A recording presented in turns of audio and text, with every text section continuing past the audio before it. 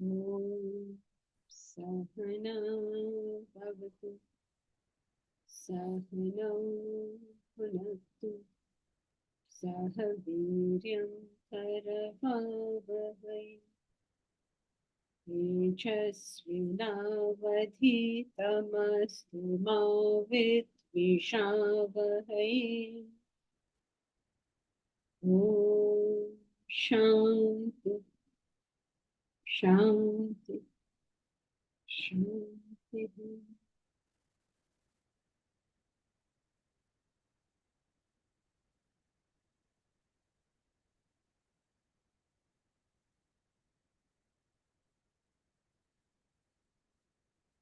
We did the power of a man of realization. We've done the love he has, and we have done knowledge. Now, these are common characteristics that are reported to be of the sages and the saints and the realized people. And we've tried to understand what these really mean. Because it is very easy to attribute some kind of miracle to this whole thing. We do not seem to get that this is not miraculous any more than everything else is miraculous. I mean, divinity is everywhere, right? So the whole thing is a miracle. It's a miracle that you and I can speak now. I mean, it's a miracle of the human intellect. Imagine just, it's an incredible thing. All of us in any sort of place, anywhere around the globe, we can connect with one another. It's a miracle, isn't it? A plane flies. Human beings were not designed to fly, and yet we are all flying all over the place. It's all a miracle. It's a massive miracle that we're surrounded by miracles, except we don't see it. The skyscrapers, the buildings we live in, they're miracles. How do they stand up there? This is all the brilliance of the self. Self is not putting up a building.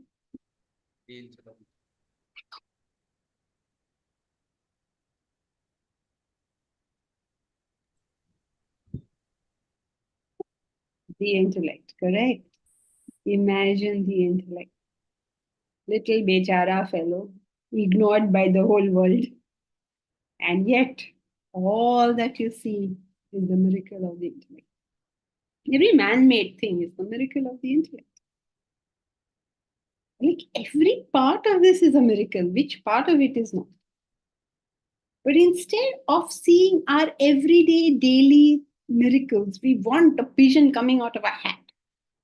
We want vibhuti to be falling from pictures. Why do we want all this?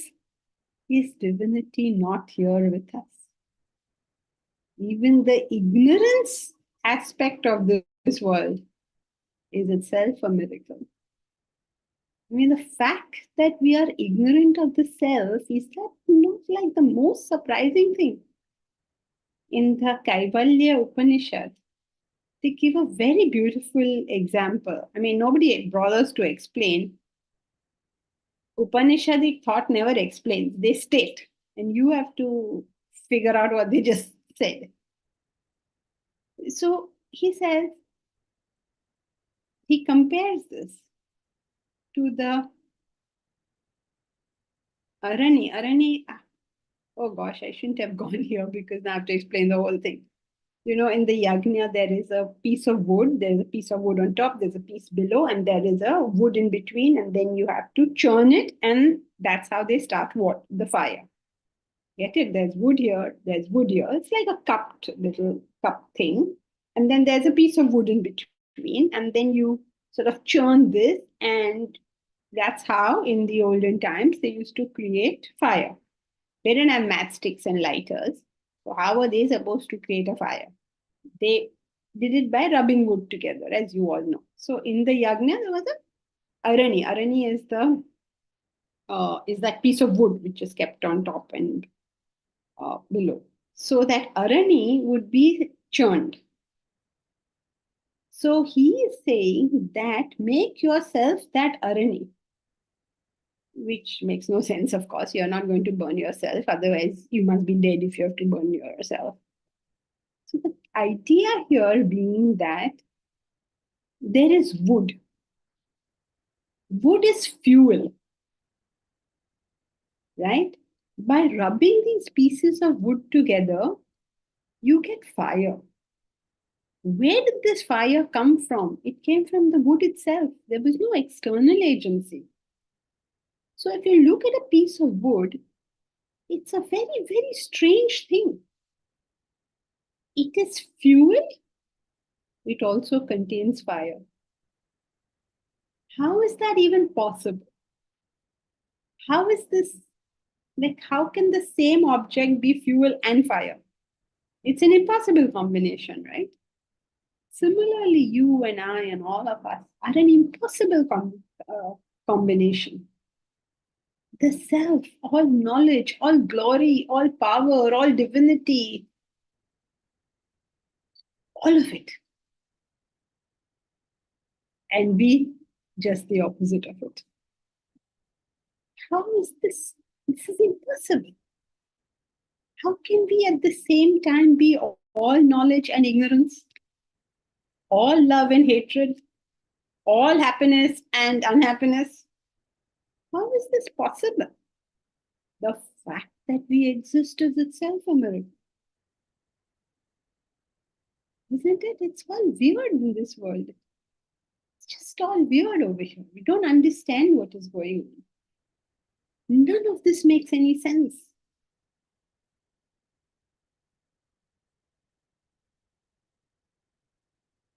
To make sense of it, you have to bring it down to the relative level.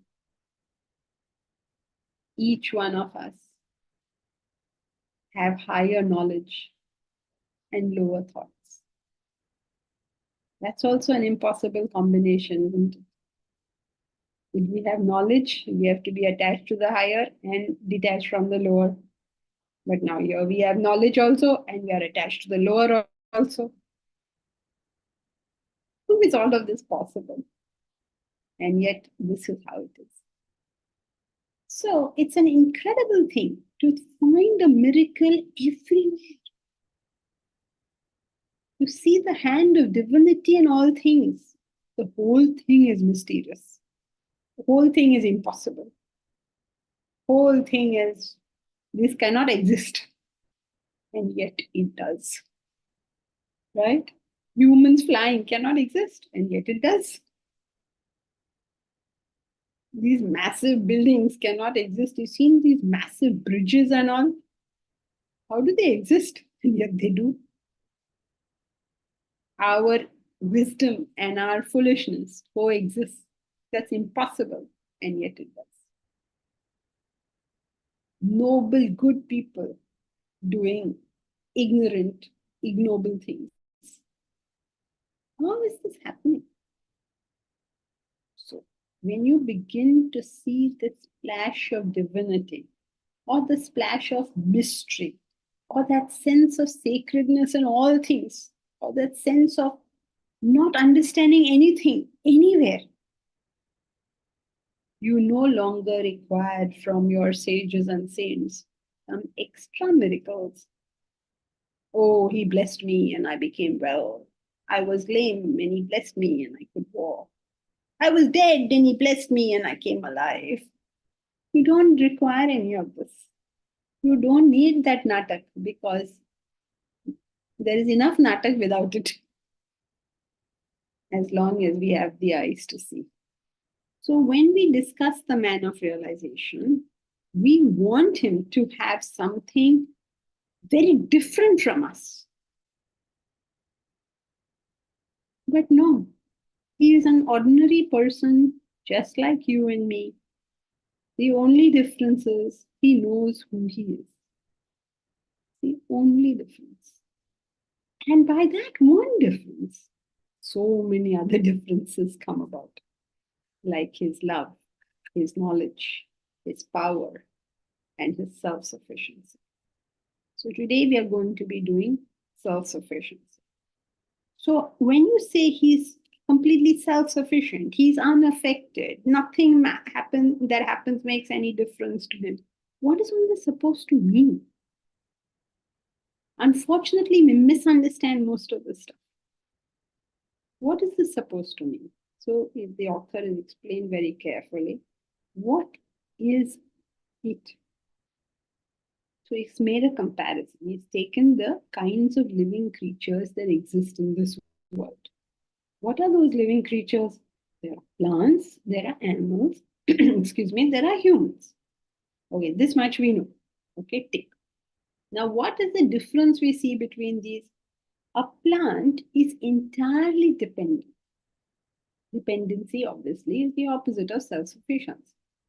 So when you say a plant is entirely dependent, what do you mean? That there are very few circumstances under which it can thrive. If there is water available at its roots, only then can it thrive. Its roots can spread out a little and find some water somewhere. That's about it. It can maybe absorb a little bit from the atmosphere. That's it. But what can an animal do? An animal can go to a place of water. Right? So that way he's less dependent because okay, there's no water where he is, he or she can fly or walk or swim or not swim, go all over the place and locate his water. So he's slightly less dependent. But when you see a human being, how is it for us humans? We have the taps coming to our houses. Do you realize the difference in this? Water must be at the foot of the plant.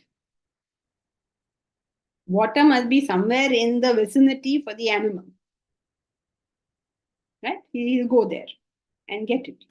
But a human being, he'll sit at home and get it. This is true for all humans. So there's a vast range of what is going on. Right? So with this background, let us now read the text. We'll read.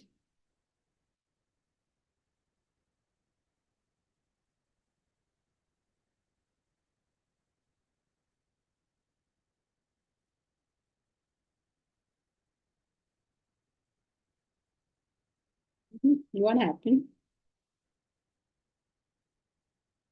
None of you all are volunteering to read what happened. Am I audible? Hello. Am I audible? Deepraj, are you saying something? You're very soft. Yes. Am I audible now? Audible, but still soft. I'll read. Okay. Momita will read this one. You read the next one, Deepraj. By that time, you'll have fixed your sound. A plant needs attention. If you leave a plant unattended, it will perish. Water may be available a few meters away. That will not help the plant. If there is no water at its root, it will die. So also, if it is denied direct sunlight, it cannot help itself to the blazing sunlight just around the corner. A plant is wholly dependent upon the world around. So here it explains how the living thing, a plant, is wholly dependent on its environment and is not able to seek anything for its own survival. Very good. So a plant is wholly dependent on the environment. Now let's see the animal. Who will do animal?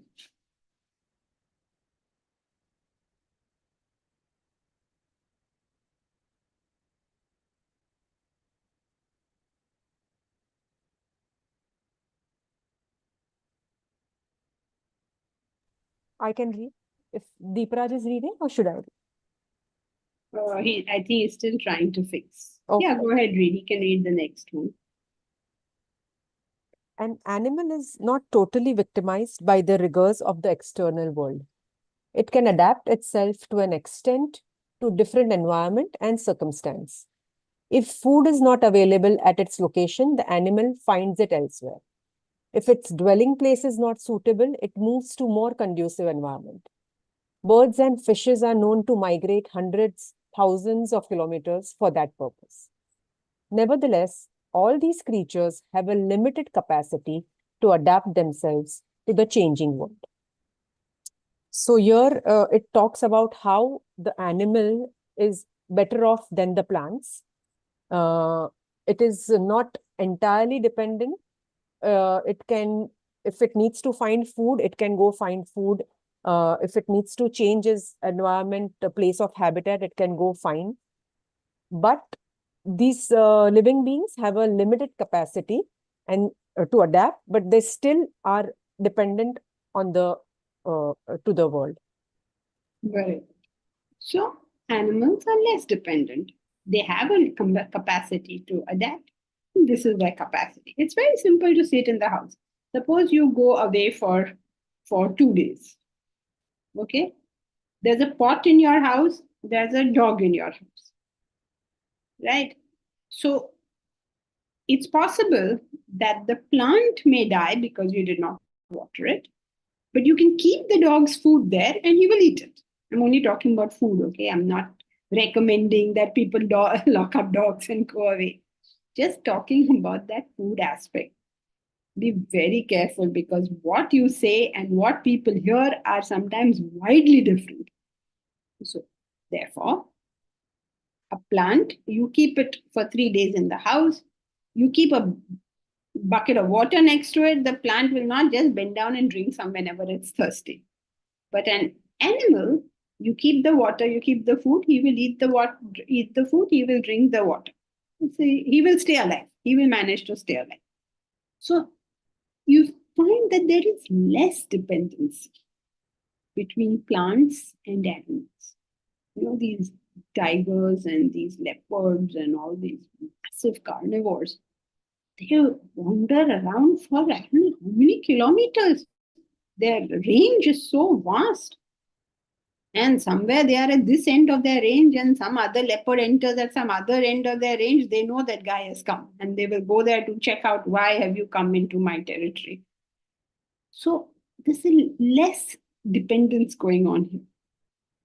Right? So plants are totally dependent, animals are less dependent. And now let us look at our friends, the humans. Who will read humans? I will read Janki. Please. A human being enjoys far greater freedom He is least dependent upon the Stern's law of life. He can harness nature by artificial devices, conquer space by incredible speed, annihilate time by electronic equipments, replying past events, consume processed food in place of natural produce, cure disease with medicine, substitute virtually anything for what is found wanting in nature. Humans possess such phenomenal powers, yet you find yourself persecuted by the ever-changing world. The reason for victimization is your unintelligent identification with the body mind intellect. Though your constant attention upon these equipments, you have become one with them. Whatever happens to them happens to you. The outside world, constituted of objects, emotions, thoughts, can affect your body, mind, and intellect, not yourself. The self within is immaculate. It is transcendental. Nothing terrestrial can influence it, affect it. So here he is saying the outside world can affect body, mind, and intellect, but not the self. Self within is immaculate. It is transcendental. Nothing terrestrial can influence it, affect it. Milind, okay, fine, but you have to say all the 3 points. What was point number 1? You got the third Dependency point correct. What were the previous 2 points? is least dependent upon the laws of nature. Can overcome it. Well, and in spite of that, he seems to be totally dependent. Right? Now, why is this dependence when he has got so much power? Because of the unintelligent identification with the body, mind, and intellect. So, 3 main ideas. 1, look at his capacity for non-dependence. I mean, like, it's amazing, right? He's least dependent on the stern laws of nature. Least means least is a comparative term. Least compared to what? Animals and plants. Yeah, please understand that. Don't say that he's not dependent on nature. Compared to animals and plants, he's the least dependent. Why do we say he's the least dependent? See, the plant requires water, right? The animal also has to go out and get the water. But the human being not only can bring the water to his own house, he can do all sorts of things with that water. He can put poison in it and drink it as a soft drink. He has all sorts. Have you ever heard of a tiger inventing aerated drinks, for instance? And good, pleasant, fresh water, you pump in sugar and carbon dioxide, make it bad for yourself and drink it. This is your power. You can do it. This kind of thing is not available in nature. Somebody has to think about it and do it and wreck themselves. Or achieve something great, whatever. You see the flexibility that a human being has. So you would imagine that he's a completely independent guy. He can do so much. But what you find is he seems to be even more dependent on the world. You see all the various things. He can harness nature by artificial devices. Right? A simple tap.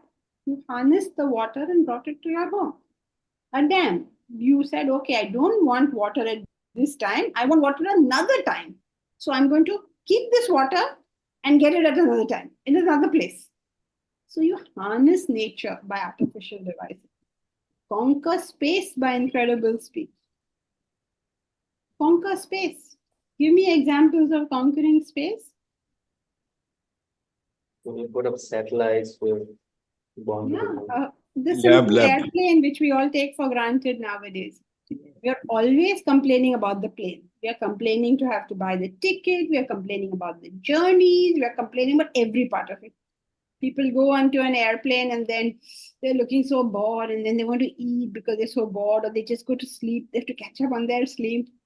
Can you imagine, like 300 years ago, if someone told those people, we will take you up in the sky over the clouds and you can watch all this? What would you do? So, my God, I couldn't stop watching the clouds. What do? We put on our eye thing and go to sleep. How much taken for granted, right? We complained that it was late. We complained about the traffic to the airport. We complained about the security at the airport. Complain about everything. But do not see the miracle of the clouds. You are above the clouds. So you conquer nature by artificial devices, conquer space by incredible speed. Suppose I had to talk to Deep Raj 300 years ago. So yeah, 300 years ago, 30 years ago, if I had to talk to him, how would I be speaking to him? How am I speaking to him now? From the west of this country to the east of this country, not a second gap. Annihilate time by electronic equipments replaying past events. Yeah. Isn't that an amazing thing? You have a video. If you want to see last week's class, you can go back and see it. If you want to see how your grandfather looked, you can still go back and see it. It's incredible. Can any animal do this? Suppose a lion remembers his mother and says, oh, I remember those times in the forest with my mother. I wish I could see her again. Can he whip out a photograph and look at her again? He can't do any of this. So hundreds and hundreds of things we are able to do. Yet you find yourself persecuted by the ever-changing. In spite of all this stuff, we are persecuted. Every one of us is persecuted. It's too hot, it's too cold, it's too bright, it's too dark, it's too everything in the world.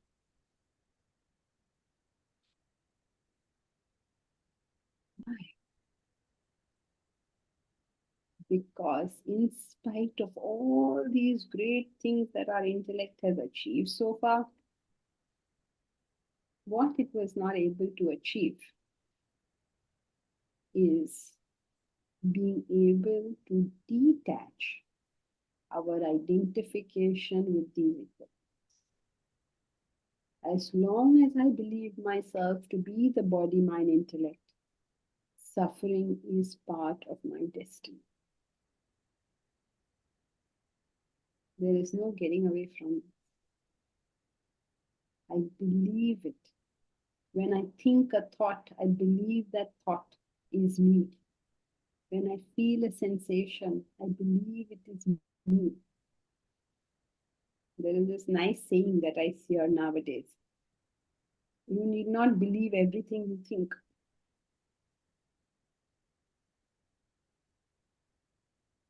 It may not be you at all. Is it that we are persecuted or we feel persecuted? Is there any difference? Not to the individual. When you begin to see a difference, your persecution will come down. At the moment, I am persecuted. Knowledge has to tell me that I'm feeling persecuted. So is there any difference? The difference of knowledge and ignorance. So how do you overcome this persecution? How do you overcome this affectation by the world? Understand what he has said. What has he said? How do you get over it? By understanding that the self is immaculate. By understanding That the self is immaculate and we are not the body, mind, intellect, but the self. yes, say briefly, no? And by understanding you are the self. Right? Once you understood you are the self, you are free of all this persecution. Right? Now, Can we understand we are the self? We can't do that. So what use is that advice to us? Just a waste of my time. First you told me, okay. All the first parts we followed, right? Plant is dependent. Animal is less dependent. Correct. Human being, even less dependent. Correct. Correct so far, right? Then human being is feeling prosecuted. Correct? Correct. Okay, now we are going to get a solution. What is the solution? Understand you're not the body, mind, intellect, you're the self. अब यहाँ फंस जाते हैं. It all seemed very rational up to a point, and then suddenly, ये क्या हो गया? It's like gone. So, why does it appear to have gone? Is it because these great souls don't know what they're talking about? Is it because what they're telling us is wrong? They feel that 99% of this is true, so maybe this is true. But it's still not helping me. So to make this truth help me, what do I need to do? Decouple. Yeah, but how? No, this truth is not helping me at the moment. I understand this at decouple. But if divorce was so easy, the whole world would be taking it. It's a complicated thing. So is it a useless advice to give? What to make this advice useful? It's not an advice, it's a truth. So to make a truth useful to me, what do I need to do? Find a higher goal. No, to make a truth, just principally I'm talking. To make a truth applicable to me, what do I need to do? Explore My the focus. body. Attach to higher things. No, just this much. To make a truth applicable to me, what do I need to do? Need to test it. Accept it. Accept it, test it. Okay, fine. I found it. It is true. But it's still not helping me. Now what? I'm asking not how to find whether it is true. I am at the moment assuming that it is true.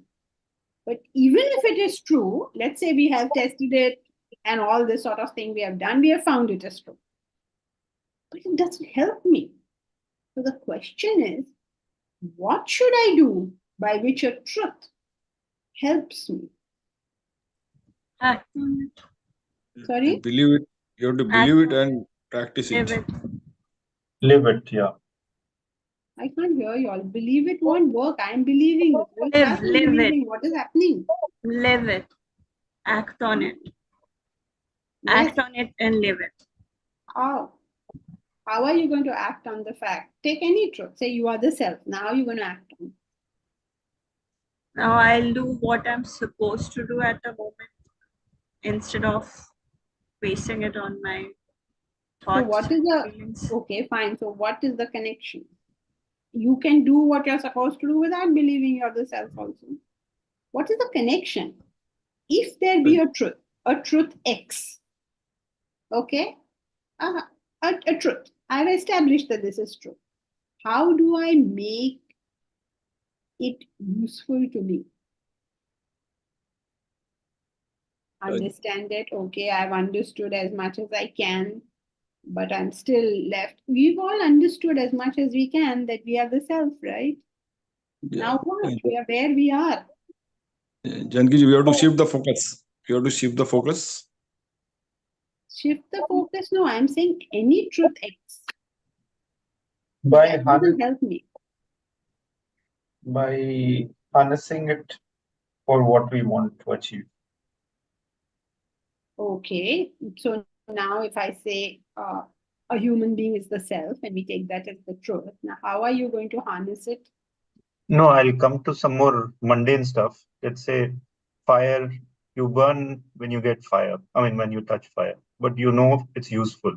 So we harness fire for cooking. Okay, but you have to now tell me with reference to the self. Oops, that's a problem. Sorry? That's the problem I'm saying.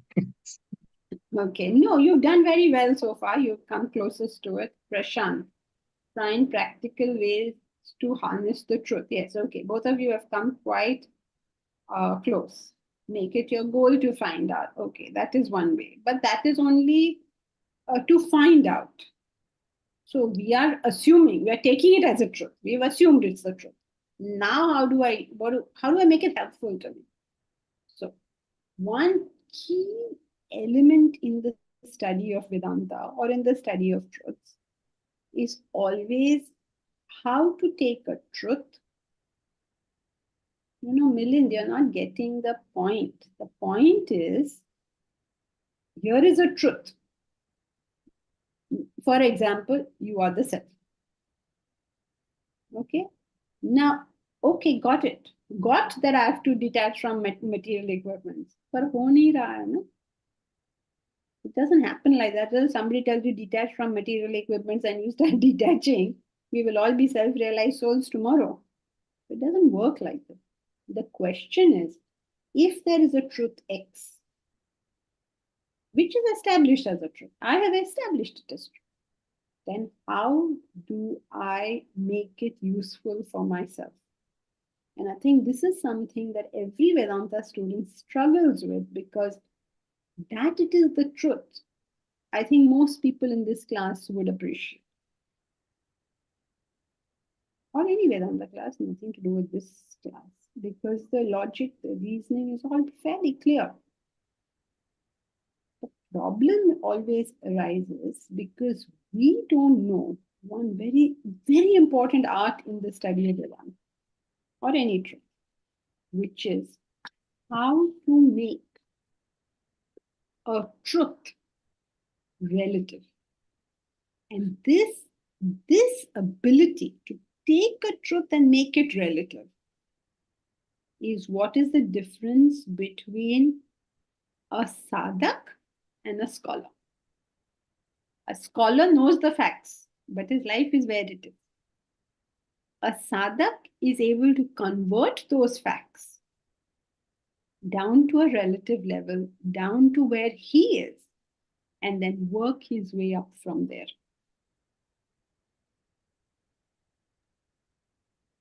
Question my perception. Okay, but that will all help in establishing the fact. Now that this fact is established, what do we have to do? We have to learn the art of Karma yoga. what? Karma yoga. गया पीछे. You have to learn the art of Making it relative. making it relative. Thank God. But Janki ji, that's the problem, no? You're saying this truth, which we know as truth, is absolute. Okay, the moment I make it relative as a sadhak, then it is no more the truth. It's a very interesting definition of truth in Vedanta, which you have studied before. Anyone remembers it? That it is all pervasive, applicable everywhere, every time. Okay, all right. That you're defining that you're doing the definition, but what is truth? That which leads you to truth is truth. Any action which you take that will take you to the absolute truth becomes truth for you. That is the path of Satyam. What takes you to the truth is the truth. So when you take an absolute truth and bring it down relative to you in a way that you know what to do now, in that manner, you keep stepping yourself up. It's like you're climbing a ladder. You understand it as relative to you now and do that. And then the vision opens up some more. And then you understand again as relative to you and move up. If you get this process of knowledge, you stop advising people. Because the one thing that will move you up may not be the thing that moves somebody else up. I don't think you've got happiness guarantee 2 as yet. But there you will study, whenever we come to that book, we will study about the difference between Satyam and Dharma. Dharma is an eternal truth. Satyam is the truth as relative to you. Delhi is north for us in Mumbai. Delhi is south for those who are in Kashmir. This is called Satyam. So somebody says it is north, somebody says it is south. Satyam. Because the fellow in Kashmir has to go southwards to go to Delhi, and the fellow in Mumbai has to go northwards to get to Delhi. Satyam. Everybody's Satyam can be different. But Dharma is different from this. Dharma is what is true for all people at all times. Sanatana Dharma. It's always true for all people at all times. That means absolute truths, such as the compass direction of north. That is true for all people at all times.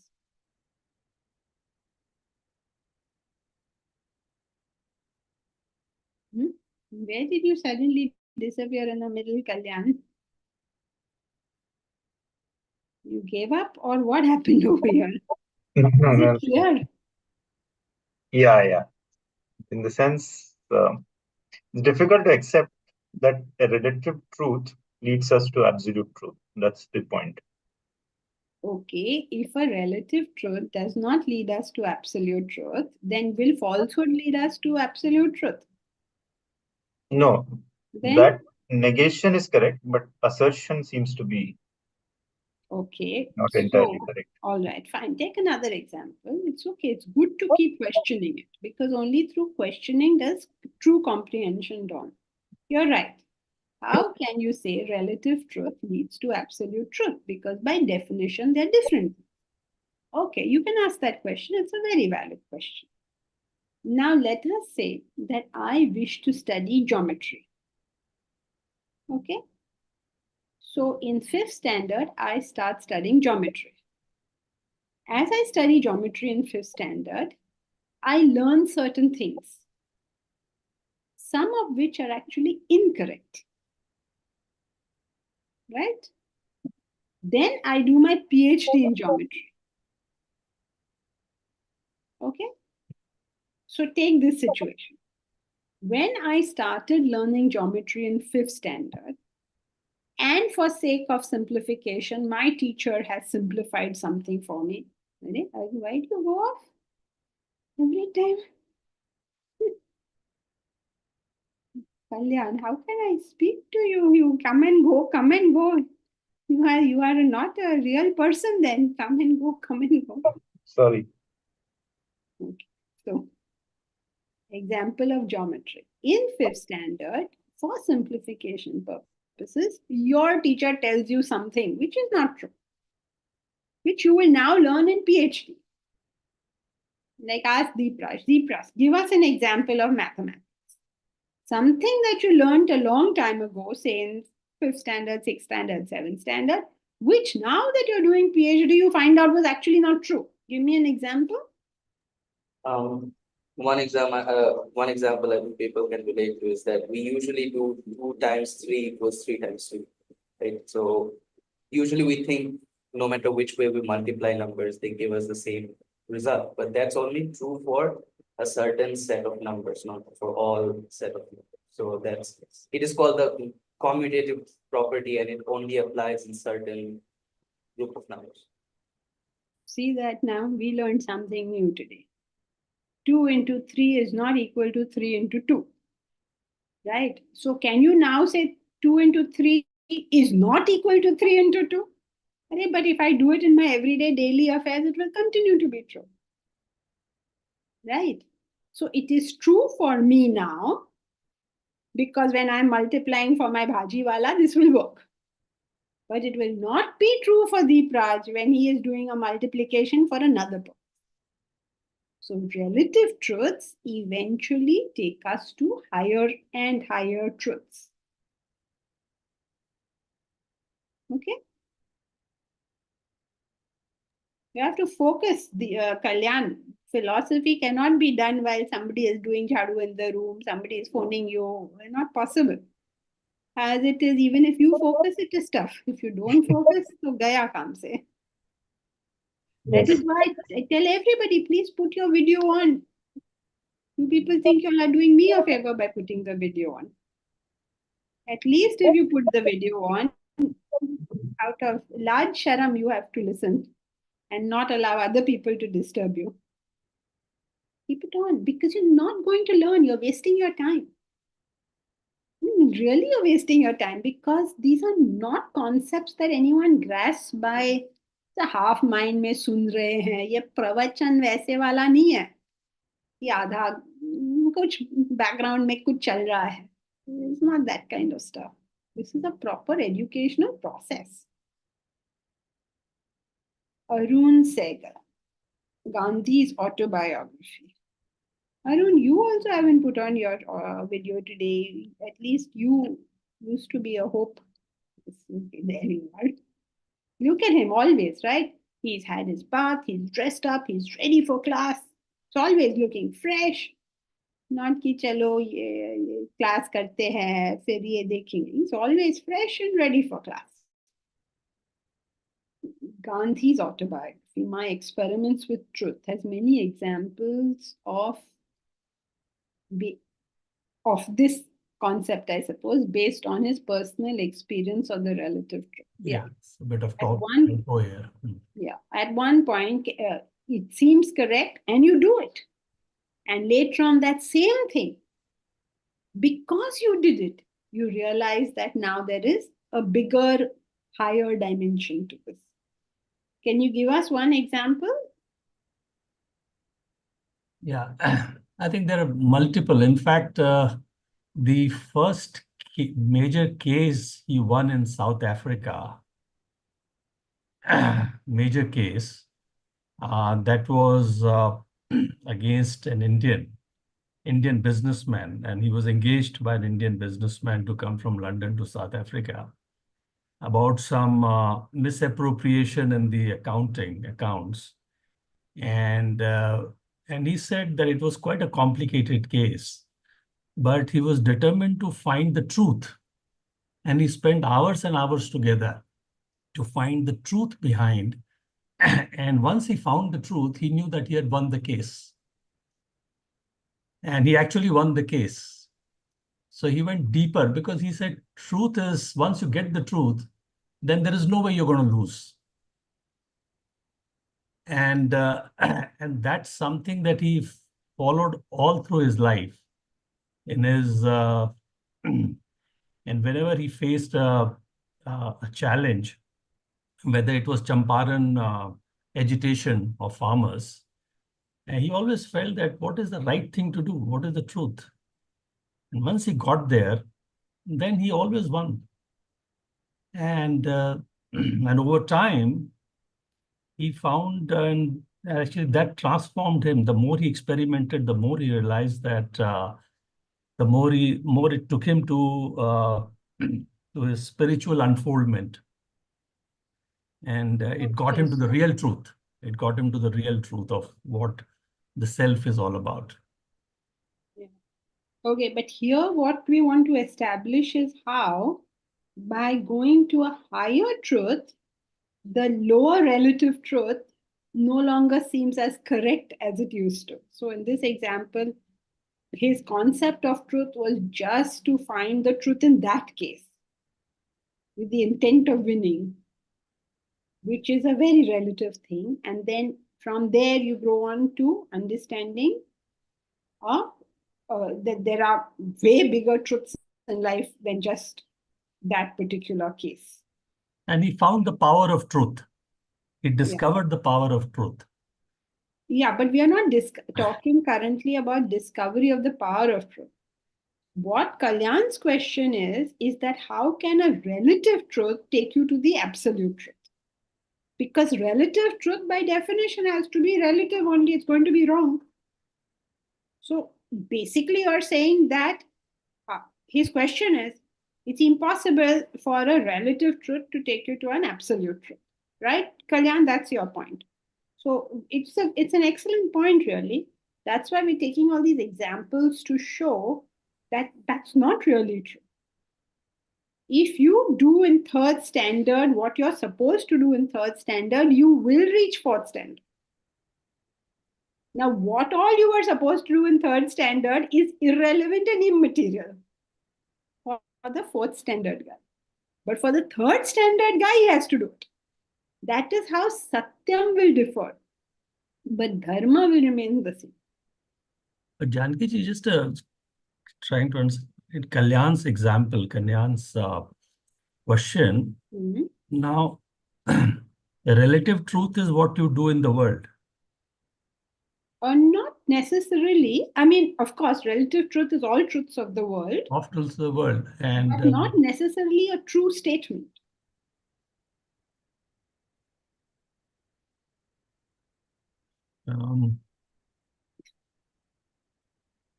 So is he not saying that relative truth is not the real truth? Number That's one right. part of the statement. Yeah. And therefore, how do you get to the truth? Through the relative truth, through your experiment and experience of relative truth, right? I think that Yes. was the struggle This- in his mind. The implication being that the relative truth is not the truth. Correct. It is not the absolute truth. So how will relative take you to absolute? Something that is inherently wrong, how will it take you to the absolute truth? But how do That we is- go to the, how do we get to absolute truth? That's what he's saying. Yeah, that's the answer, obviously. That if not this, then what? But the important thing. Entire Vedanta, Janki ji, is relative truth, no? Yes, So that takes us to the truth eventually. correct. You can tell that to him also. That's one more example. But he's questioning how is that even possible? In my understanding of his question, at least. Kalyan, are you okay or what? Yeah, Janki he's ji? gone. He's like, yeah.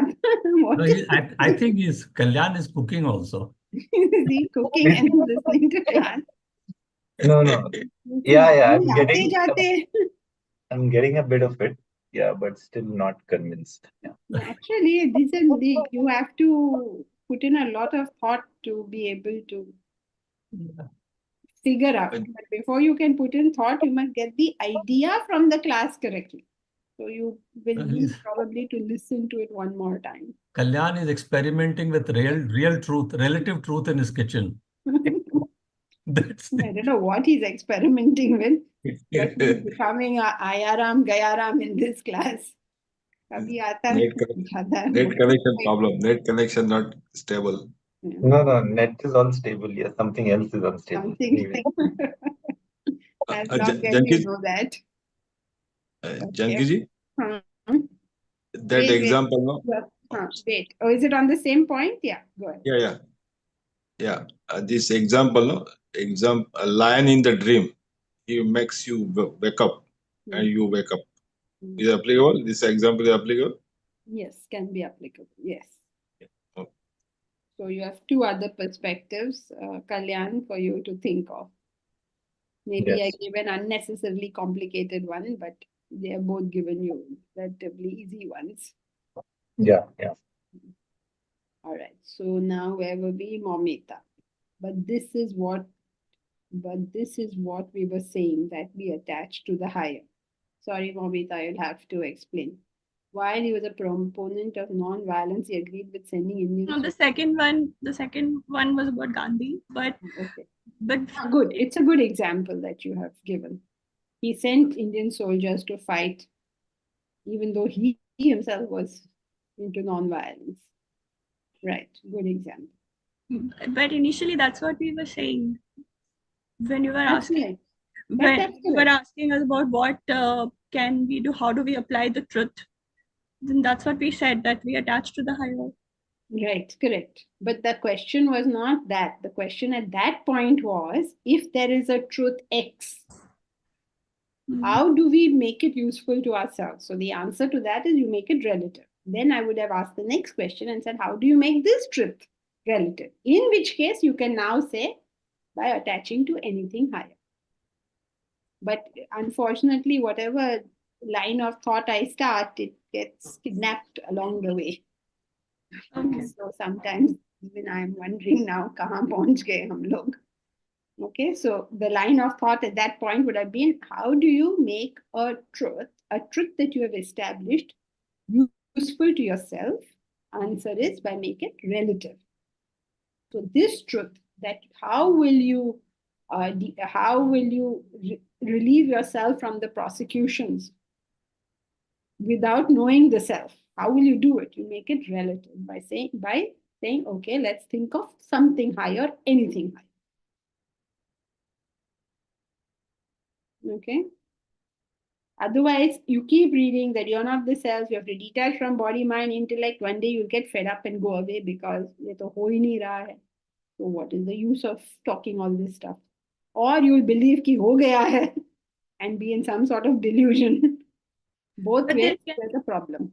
But the thing is, there can be so many first points to first hearing that this is self-realization, believing in it completely, seeing the high probability of it. But then for me, I feel the first thing that comes to me is that then I don't trust my thoughts. Like, then I have good reason now, and this proves that my thoughts are not me. So that is the first step that I take. That is the application. That is the relative truth. But this will be true for you, maybe, if it is true for you. It may not be true for another. Right. So there are many ways in which we apply the absolute truth at our relative level, because we are going from the known to the unknown. What is known to me? Absolutely. Yes. And But also, in class, you cannot give 1 million. So you generalize and give a statement which would be applicable across the board to all. So that everybody will find that. Now, you hear the same thing attached to the higher. In your mind, that has translated to the truth may not be in my thoughts. That is your translation. Like this, everybody in class will have their own translation of it, and all will be correct for them. Then, later on, when you become, when your mental framework changes, this will no longer be useful to you. Something else will be required. So in examples, you give all sorts of different sorts of things. This is just the back office of teaching.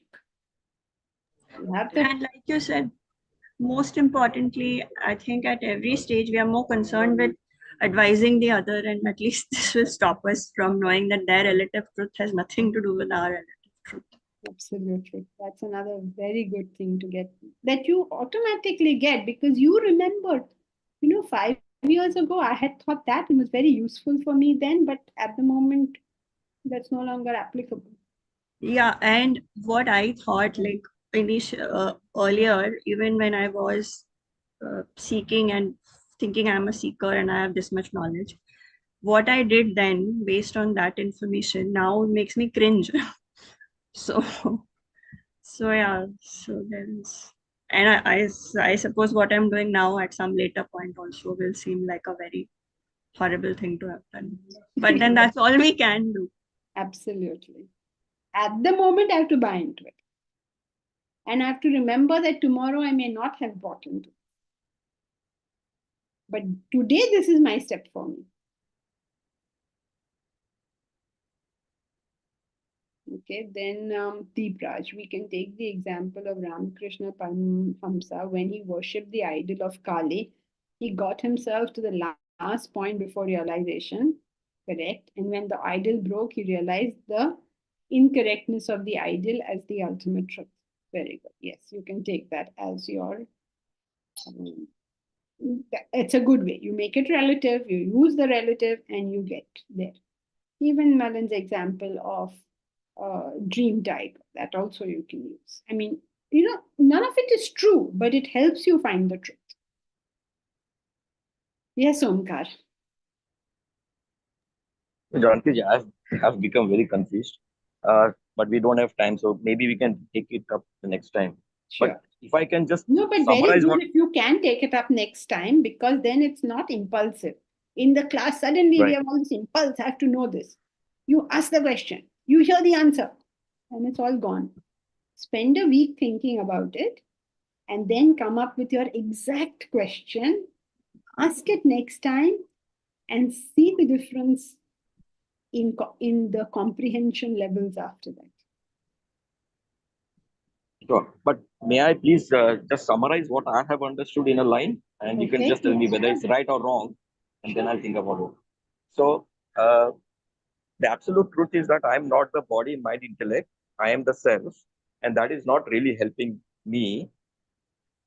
So, for that to be useful for me, for that understanding to be useful for me, I should attach myself to a relative truth. Is that correct? Yes, I should make that truth relative to me. I should make the truth that I am the self, not the body, mind, intellect, relative to me. Okay. So that relative part is so practically, you said to make that truth relative to me, let's say having a higher goal is a relative truth that will take me to the absolute truth. That's correct.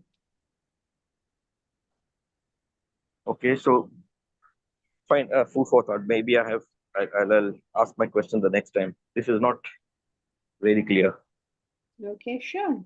In fact, if everybody thinks of their questions for the week and asks it at the beginning of the class, you will see the difference in comprehension levels. Because now what happens is suddenly, pop, one question comes, say whatever you comes to your mind. Because it's a half thought of thing, the answer doesn't go in. See, if you're genuinely serious about studies, then you have to be serious about them. Be serious about the question, firstly, and the answer, secondly. Mahesh, did you say the path to truth is also a truth? I did not say the path to truth is also a truth. I said the path to truth is truth. That was the sentence. The path to truth is truth. What is true? That which takes you to the truth is true. And that's not a relative truth, that's an absolute truth. Right? That's a relative truth. Because there's no question of path in the absolute. Okay, thank you. Okay, so that's it